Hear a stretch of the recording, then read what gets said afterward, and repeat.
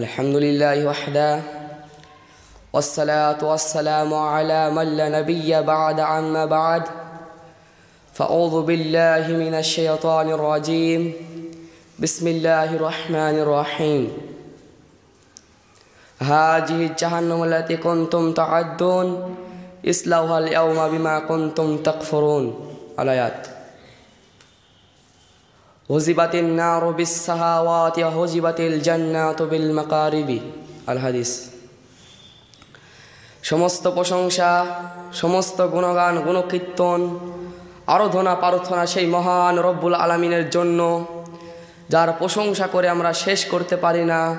তাই ছোট্ট বাক্যর দ্বারা বলে আলহামদুলিল্লাহ।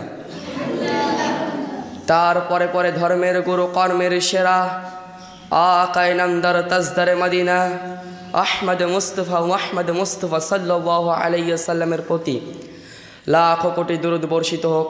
তা সকলে বলি আল্লাহুম্মা আমিন। আল্লাহুম্মা সাল্লি আলা আল্লাহুম্মা বারিক আলা।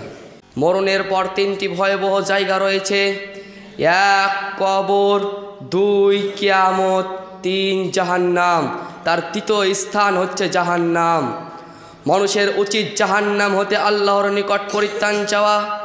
আবু হুরায়রা রাদিয়াল্লাহু আনহু বর্ণিত তিনি বলেন, নবী করিম সাল্লাল্লাহু আলাইহি ওয়াসাল্লাম বলেছেন, কোনো ব্যক্তি যদি দিনে 7 বার জাহান্নাম হতে পরিত্রাণ চায়, তখন জাহান্নাম বলে, হে আমার প্রতিপালক, আপনার অমুক বান্দা আমার হইতে আপনার নিকট পরিত্রাণ চেয়েছে, আপনি তাকে দয়া করে জাহান্নাম থেকে পরিত্রাণ দান করুন।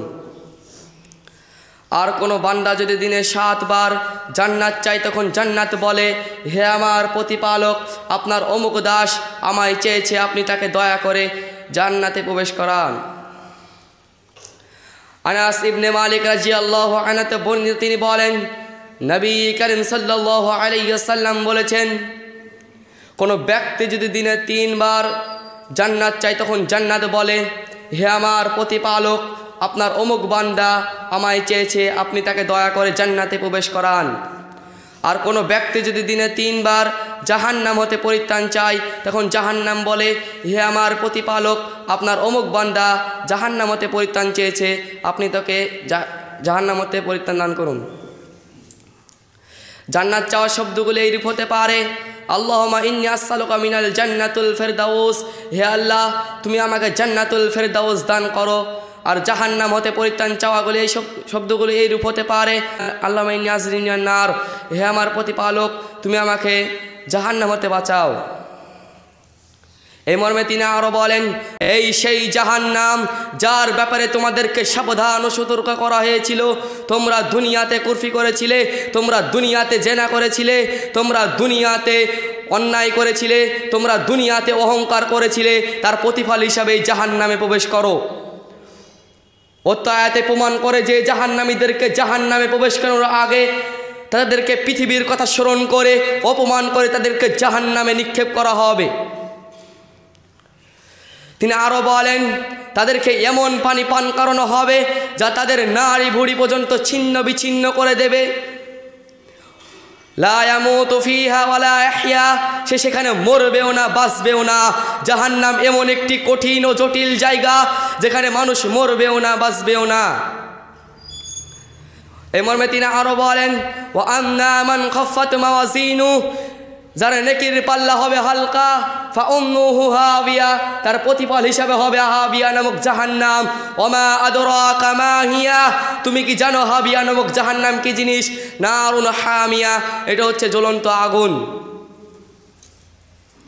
তিনি আরো বলেন,